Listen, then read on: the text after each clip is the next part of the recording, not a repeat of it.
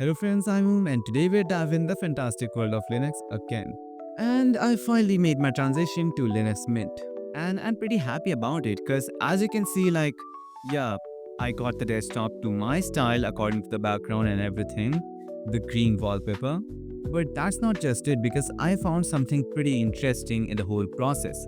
Now, this video is like a story of how I transitioned myself. And it started in the morning. I grabbed my laptop, downloaded the ISO, installed Rufus, and then made a bootable USB. Then I booted into my Linux Mint Cinnamon. I just hopped into the installation directly. And there I found out that Linux Mint cannot dual boot directly without me doing the manual partitioning for obvious reasons because Windows was BitLockered, hence encrypted, and so sort of all my Windows drives were encrypted, and I could not properly directly install the dual booting system, the grub menu, everything all together without any manual labor. And so I had to go to manual partitioning. I created two partitions, one of 400 GBs for my Linux Mint data, and the other one for slash boot, which is made for grub menu. And then everything worked pretty fine. And while doing that, I tried Linux Mint to make it like my own desktop, all that stuff, customizing the whole setup to if Linux Mint Cinnamon can be like my previous setup. But I found out that it's pretty okay in my opinion, like, yes. And then after the installation was complete, I booted into my main setup. And there I found out some amazing things. First, Linux Mint asked me to do some regular setup stuff, so I did. And there I found out that I can easily install my NVIDIA driver without any problems, so I did.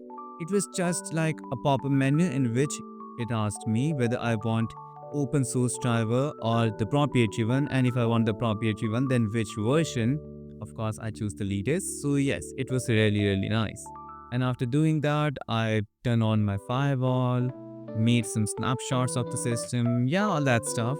And while doing so, I also downloaded my setup, which is like the theme, the icon packs, and the wallpaper. All the links are in the description. So yeah, I downloaded them. But while the driver was installing, I could not do anything else. So I just taking around here and there doing some, customizations to the setup because I like my desktop to be like, look like mine, feel like mine. So I made some changes in the alt tab preview, then workspaces, enabled the hot corner, that stuff.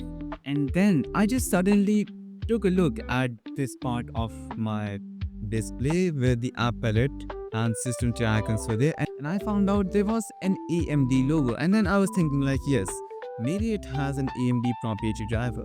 But then I found out that it was a way to switch my graphics.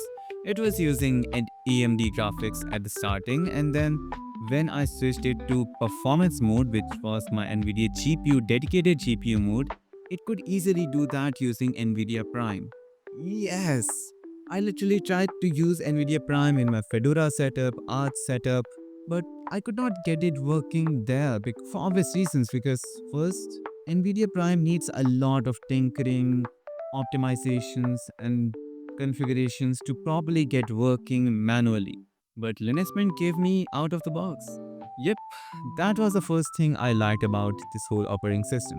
Then I restarted, and then I can see right now that it is using NVIDIA GPU because of the icon there. So yeah, it's pretty nice to let me know which GPU isn't working just by the icon. And then right now, as you can see, mm, I've properly installed my update, and now it asks me to reboot. So I'm gonna do it. Restart. Bye bye. And then after that, I customized my setup. Yes, I installed the themes, the icon packs. Took some tinkering to do with everything, like the taskbar was a little small, so I made it a little large. The setup was pretty okayish, like I'm not satisfied with the looks and feels of the Cinnamon desktop environment because for obvious reasons. Cinnamon is old and traditional. There's no doubt about it. But it gives me the best, smoothest experience. And I don't like this login manager. And there are a lot of other stuff I don't like about it. For example, the start menu. Well, as it is Linux, we can change anything we want. But besides that, I like everything, and especially this menu where I can switch between my graphics. Yes, I can switch to AMD or hybrid, Right now it is at NVIDIA only mode, which is performance. And I saw a few recent trends about this wallpaper. Like these sort of wallpapers are trending across the internet, especially the blue ones. And it's obvious why, because they look pretty sleek, modern, and yes, aesthetic. Yes, they do. And this green one matches my whole place. Like this whole room is actually pastel green or pista color, whatever you say. Yep, it does matches the whole environment. And now what I need to do is properly install a customization setup, which I'll make a dedicated video about it. This video was just how I transitioned from my Fedora's not so stable setup to the most stable setup. And I'm pretty liking about it. Like, yes, just for example, if I launch the Firefox, it launches pretty quickly. It used to take 5 seconds in my Fedora and Arch setup. It's pretty fast, like really fast. And I guess another thing, I installed Nautilus, which is like GNOME files, and then Console, which is GNOME's terminal. Yes, it already uses a few things from GDK3, but I wanted some GNOME applications and tools here as well. Yep, the whole setup is almost completed. Like, I'm not gonna install the Wing to Resolve here. I should maybe, but no, I'm not gonna get into that trap again.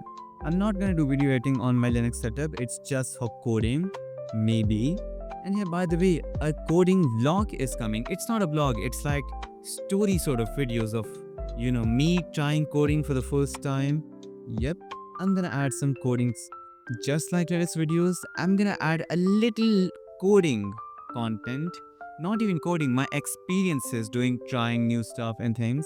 Tell me in the comments what do you think about it. And yeah, I believe that's it for today's video. There's not much to talk about in a single video because there are a lot of other videos to make.